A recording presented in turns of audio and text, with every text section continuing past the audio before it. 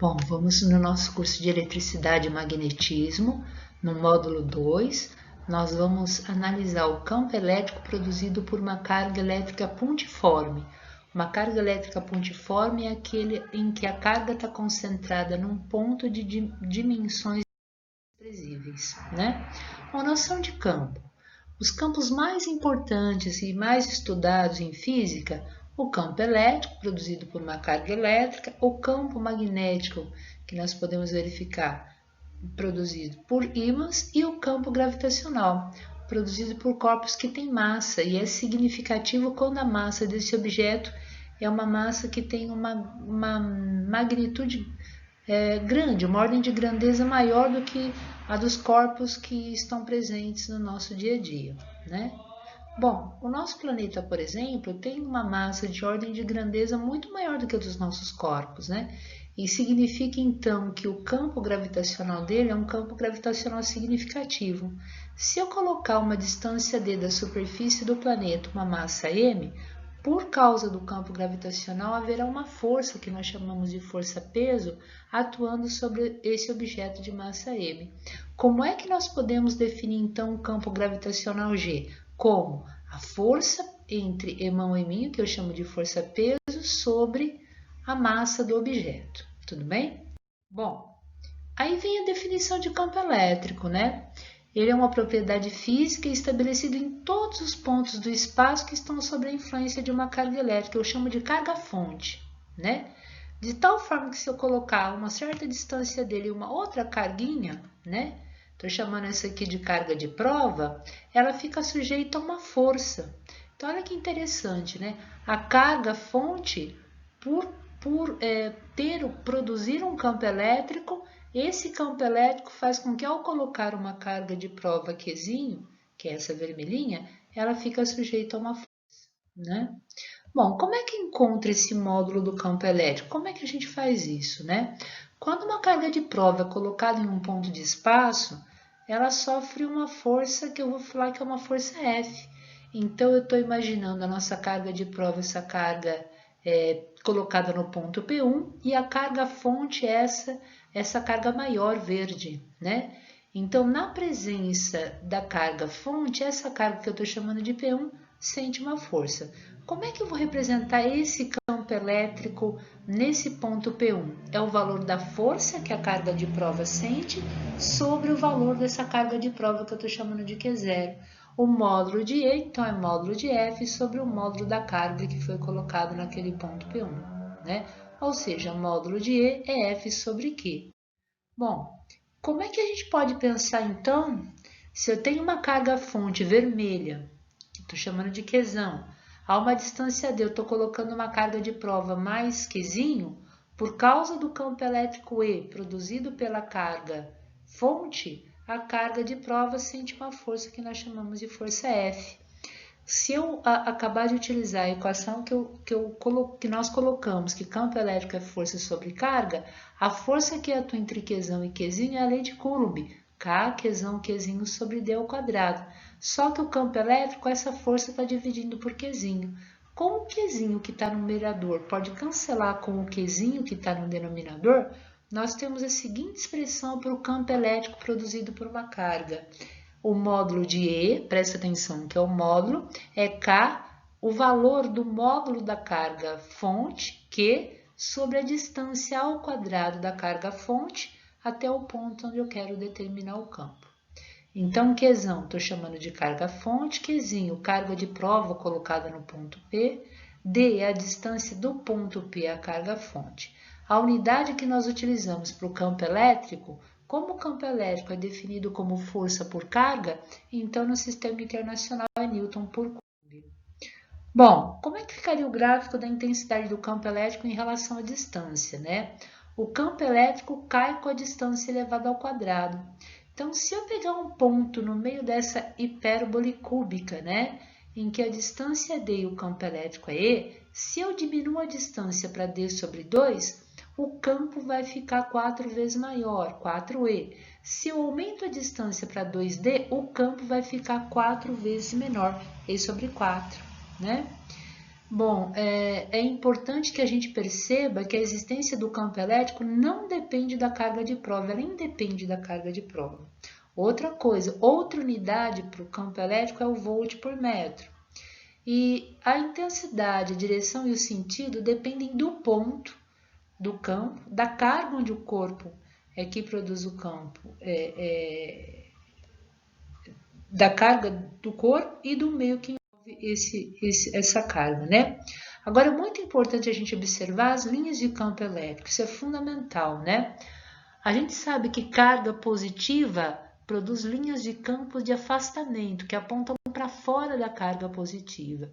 E aqui, carga elétrica negativa apontam linhas de campo para dentro da carga elétrica negativa. Então, carga positiva produz campo elétrico divergente, com linhas que apontam para fora, e carga negativa produzem campo elétrico convergente, ou seja, a linha de campo aponta para dentro da carga negativa. Bom, e se eu tiver várias cargas no espaço, várias cargas pontiformes produzindo campo elétrico, né? Então aqui a gente tem uma carga vermelhinha Q1, eu tenho uma carga azulzinha Q2 e uma carga amarelinha Q3. E eu quero calcular o campo no ponto pretinho aqui, né? Então esse ponto preto não tem nada, é um ponto do espaço que sente a presença das três cargas. Eu quero saber como é que é o campo elétrico aí. Como a carga elétrica Q1 é positiva, esse ponto vai sentir um campo que afasta da carga Q1, que eu estou chamando de E1.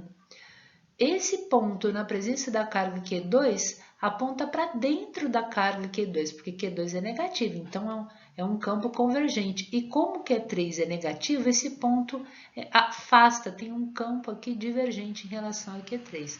Como é que eu acho o campo total nesse ponto? É uma soma vetorial de E1 mais E2 mais E3, né? Então, olha que interessante, as cargas Q1, Q2 e Q3, elas originam cada uma o seu campo. E esses campos são campos vetoriais, eles não são campos numéricos, né? O campo elétrico é um vetor.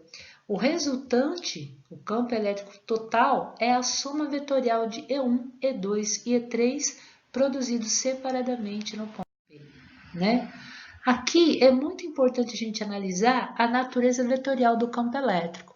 Então, eu tenho aqui uma carga Q1 positiva, está uma distância D do ponto P, e uma carga Q2 negativa, que está uma distância 2D do ponto P.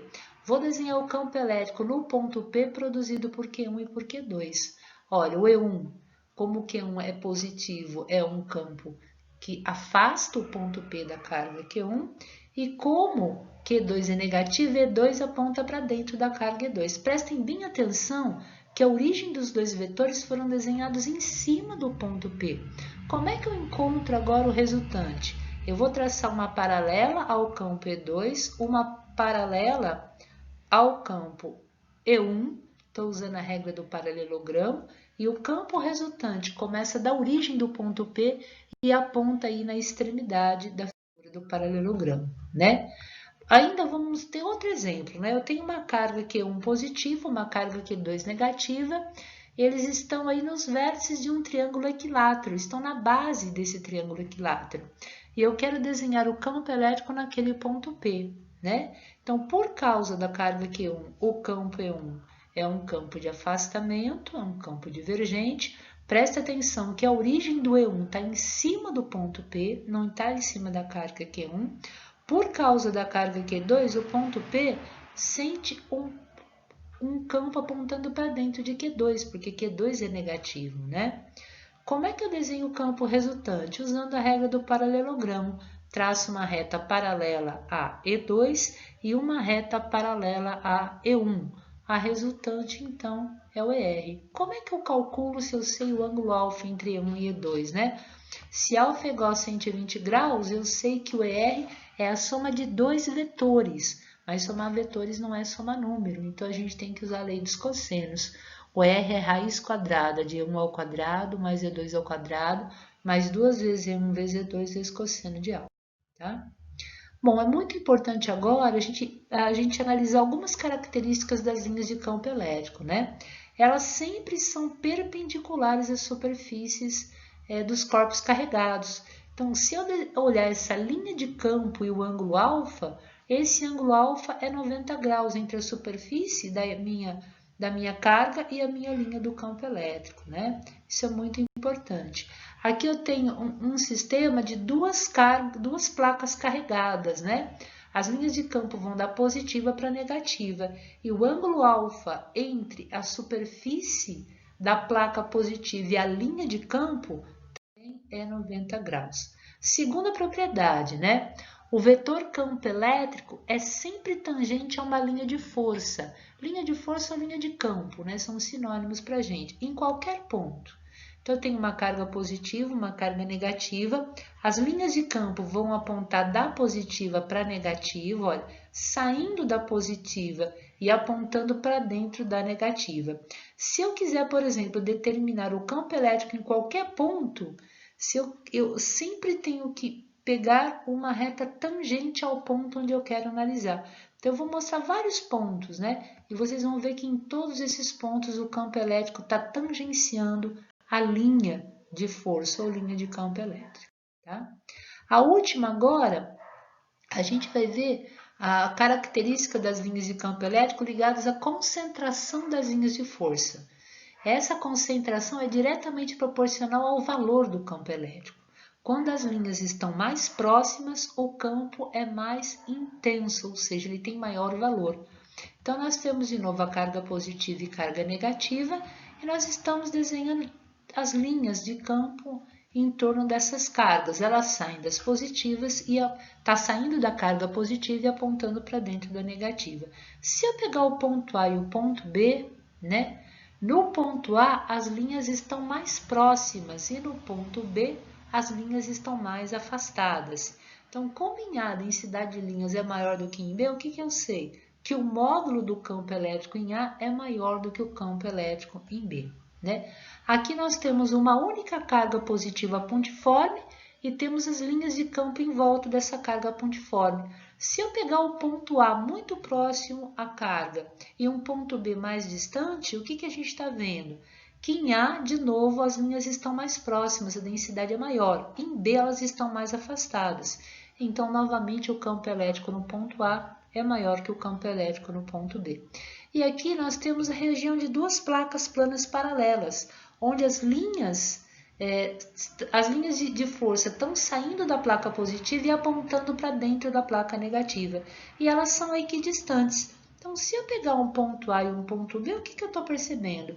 Em A e em B, a densidade de linhas é a mesma.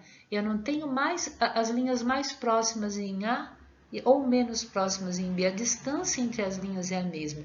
E dessa forma, então, o valor do campo elétrico em A é igual ao valor do campo elétrico em B, tá?